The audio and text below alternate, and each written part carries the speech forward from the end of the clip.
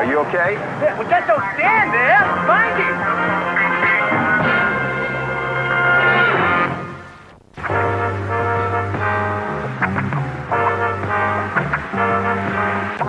Certainly I know McGann. I also know the other man in this picture. Sergeant Evans from the State Department. Well, what was he doing with McGann at the airport? Well, how should I know? He didn't want to be identified, but he was giving orders. Now, why would the State Department and the FBI both be involved in a simple quarantine case? Have you tried the Health Department? Mm-hmm. And they back up McGann. But Rita has a friend she called at the department, and they have never heard of any quarantine. You may be right. There isn't much to go on. Add the fact that Julie Masters' camera was stolen and then thrown away after the film was removed. Now, somebody was very, very anxious not to have their picture taken. Government people? Well, I don't know, but clearly the government was involved. I've got some connections at the State Department. I'll call them, see what I can find out. I'll get out of here.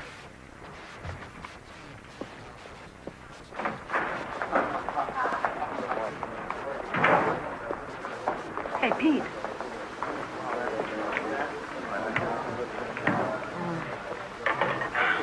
Still no answer at Julie's. And her editor doesn't know where she is. Terrific. So, what about the quarantine at the airport that everybody's pretending didn't happen? Mr. Jameson is letting me dig into it. That's great. That's not great? Well, yeah, it is, but... Listen, Pete, he has to pay you more money if you write the story. And even if he pays you the stringer rate, why, you could get as much as... Yeah, I know all that, Rita, but... But what? Listen, you can always use some extra bread. You borrowed $10 from me yesterday. And now that you're about to get a double paycheck this week, you are decidedly gloomy. It's just that I'm worried about Julie. Word's out that that lady can take care of herself. Not against guys like the one that stole her camera. Okay, Rita, I'll see you later. Well, where are you going in case Mr. J wants to reach you? I'm going to hang out at Julie's apartment in case she shows up. Oh. What? You are the sly one, I'll tell you that. Rita, cut it out, would you? Me? Listen, Pete, she works for the competition. That means you are supposed to compete with her. You see, not aid and comfort her. She's the enemy, remember? Just keep trying to find her, will you?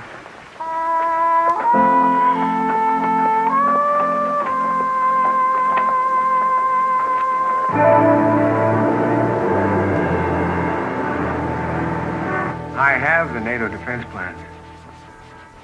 Price? $2 million. Of course I remember my original proposal. Where money is involved, I never forget.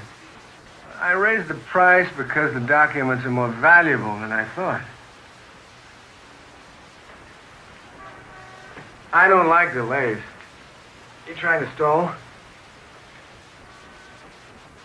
I get verification from your government and arrange to have the money delivered by Tuesday. If you can make it any sooner, so much the better. Keep in touch with my office. Tuesday? Waiting around could be dangerous, but we have no choice if we want top price. Let's stay undercover. I developed it, but it's new film. It's never been exposed. There's nothing on it. Now, wait a minute. That's the film I took out of the camera. Maybe she didn't take a picture. Maybe she just... I saw that woman take that picture. Now, we are sitting ducks on $2 million worth of NATO defense plans if anybody sees that photograph. Does the girl who took it know you? What difference does that make? The State Department people and the FBI know me. What if they see those pictures? We can assume that this woman is a photographer for a metropolitan newspaper. Find out who she is, where she lives, where she works. I want the negatives and the prints that might have been made from them. The negatives and the prints. No mistakes this time. No excuses. Right.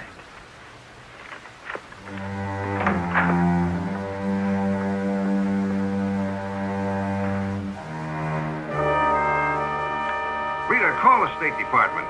Get me Mike Callahan. See if he can put me in touch with Arnold Evans. Okay, I'll try to reach him at... Mr. Jameson, when would you like to see Mr. Evans? What do you mean when? I want to see him as soon as possible. Walked in to see you, Mr. Jameson, when your secretary said you were trying to reach me. Yes, it was. Sit down. What do you say to that? It's not very flattering. Don't hand me that fairy tale about the quarantine at the airport. I won't. You're not going to convince me that you and McGann were prowling around the airport just because some incoming passenger had a slight cold. I wasn't born yesterday, you know. What do you mean I won't? Some enormously valuable and embarrassing documents were stolen from a courier at the airport. We closed things down as fast as we could, but we were too late. They got away. But you're right. The quarantine was a cover story. My man Parker saw through that story. Well, I thought he might. That's why I'm here. I do hope, sir, you're going to put a muzzle on Mr. Parker. You're asking me to kill a page one story. That's right. Sounds like an attempted cover-up of some bureaucratic mess. Oh, it's a mess. And we do want to cover it up. But it's not bureaucracy. This is national security. The standard excuse. That's right. But this time it's more than just an excuse. This time it's a very real crisis. And we do need your cooperation. All right, you got it. Thank you. Now, please keep this discussion strictly confidential. We're contacting the police and other possibly involved persons. They're to keep hands off. We can't risk anyone but police and the FBI getting near this case. I give you my word.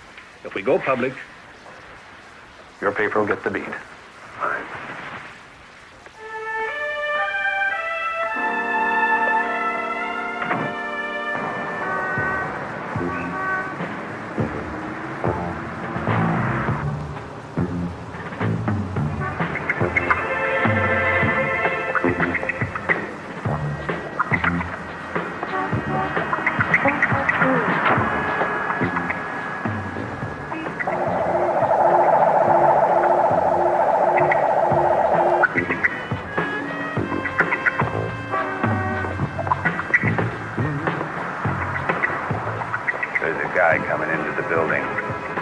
Probably nothing. No sign of the girl.